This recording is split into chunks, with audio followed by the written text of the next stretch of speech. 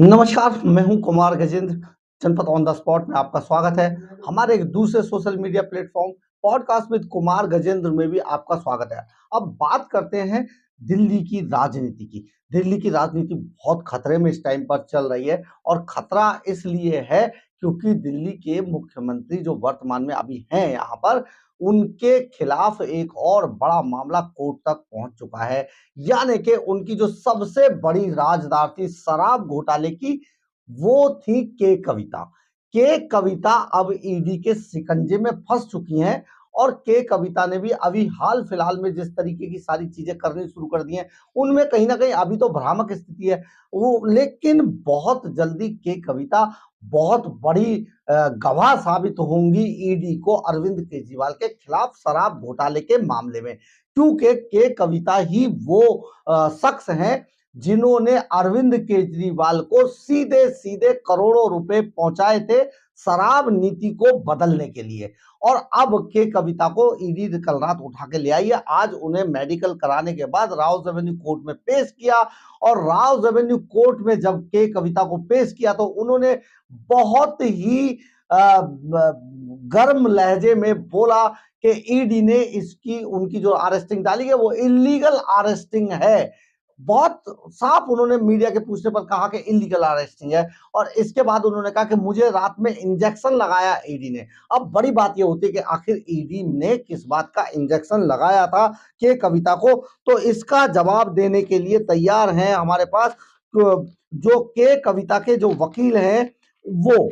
उन वकील असल में इस मामले पर बोलते हैं कि के कविता वकील विक्रम चौधरी का कहना है कि जो के कविता वो बीमार हैं, उनका बीपी बढ़ा हुआ है लगातार और रात में उनको ईडी ने इंजेक्शन भी दिलवाया है। यानी कि ईडी ने जो इंजेक्शन दिया होगा वो उनको बीपी बढ़ने के लिए इंजेक्शन देना पड़ा होगा। और लेकिन इस बात को भी बहुत ज्यादा करके मरोड़ तरोड़ के सामने लाया जा रहा है, बड़ा इसमें भ्रम फैलाया जा रहा है। लेकिन लास्ट ये होगा कि के कविता के लिए एक पूरी क्वेश्चनरी बनाई हुई है ईडी ने और ईडी उसी पर के कविता से सवाल जवाब करने वाली है। उनकी हिरासत उनको मिल गई है ईडी को इसकी आज, और यहां से 10 दिन की जो उनको मिली है हिरासत, उस 10 दिन के अंदर ईडी पूरी तरीके से उनसे पूछताछ करेगी।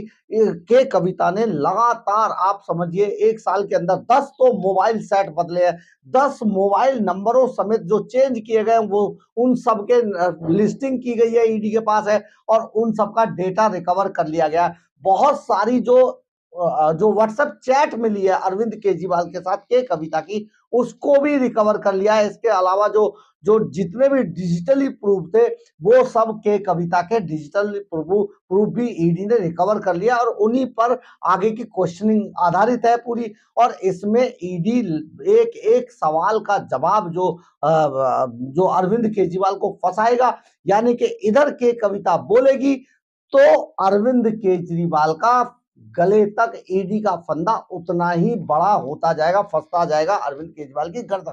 ईडी सारे राज खोलेगी, के कविता बोलेगी। अब ईडी जिस तरीके से उनसे पूछताछ के लिए लगी हुई है वो सारी चीजें अब एक एक करके सामने आ रही हैं और इस पर बीआरएस नेता और आंध्र के पूर्व सीएम के चंद्रशेखर राव की बेटी है के कविता, और वो एक बड़ी बिजनेसमैन है और वहां पर जो जिस तरीके से डिस्टिलरी का उनका यानी कि शराब बनाने का जो व्यवसाय है, उसी के आधार पर वो अरविंद केजरीवाल से शराब नीति को बदलवाकर इस पूरे बड़े घोटाले में जो शराब कांड है, दिल्ली शराब कांड, उसमें शामिल थी के कविता। और सबसे ज्यादा जो पैसा साउथ लॉबी की तरफ से आया था वो के कविता ने ही दिया था अरविंद केजरीवाल को। इस बात की पुष्टि जो के कविता के जो सीए थे, चार्टेड अकाउंटेंट बुच्ची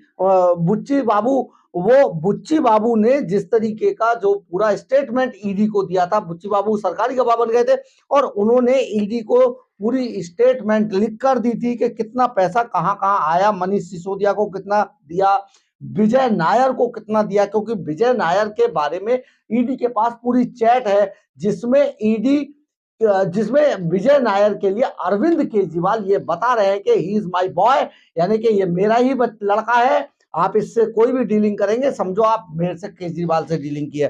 तो विजय नायर को कितना दिया ईडी की ईडी को केजरीवाल के और मनीष सिसोदिया को कितना दिया। इसके अलावा के कविता ने 2 साल में 10 मोबाइल चेंज किए। आप ये भी बड़ा मामला है।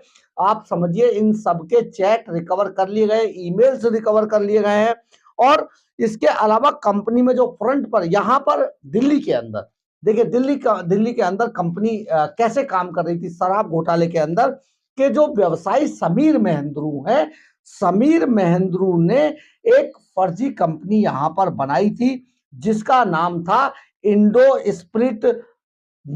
इंडो स्प्रिट ये पूरा काम कर रही थी। ये एक कंपनी बनाई समीर महेंद्रू ने, और समीर महेंद्रू ने इसमें जो इसका जो मालिकाना हक, इंडो स्प्रिट का जो मालिकाना हक था उसको के कविता और इसमें जो मंगूटा श्रीनिवासलू रेड्डी और उनके पिता राघव श्रीनिवासलू रेड्डी की इसमें 65% की साझेदारी थी इंडो स्प्रिट में।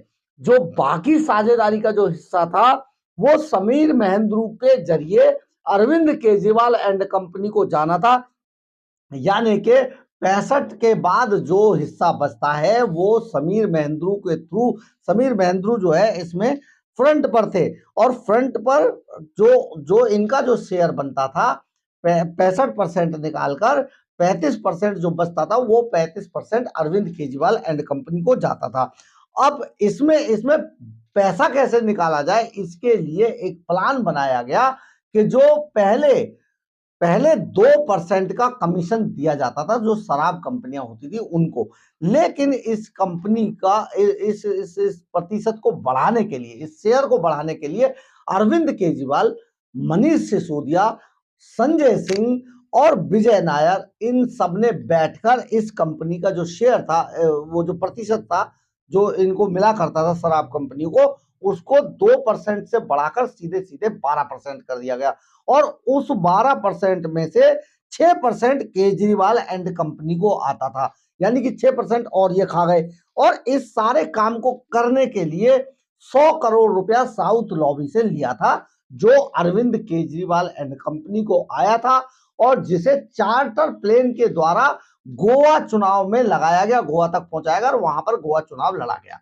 ये सारा पूरी detail Arvind Kejriwal and company और के कविता की ईडी के पास मौजूद है। इसी पर ईडी अरविंद केजरीवाल से पूछताछ करना चाहती है, लेकिन अरविंद केजरीवाल बार बार मना कर रहे हैं। हालांकि उन पर आज एक और मुकदमा दर्ज हो गया राव रेवेन्यू कोर्ट के अंदर, आईपीसी की धारा 174 के तहत लोक सेवक के आदेश को ना मानने का जो सेक्शन है उसमें उन पर आज अरविंद केजरीवाल पर एक और केस चल पड़ा है जिसकी अगली तारीख 1 अप्रैल रखी गई है, जिसमें उन्हें आज व्यक्तिगत पेशी से छूट दे दी गई है।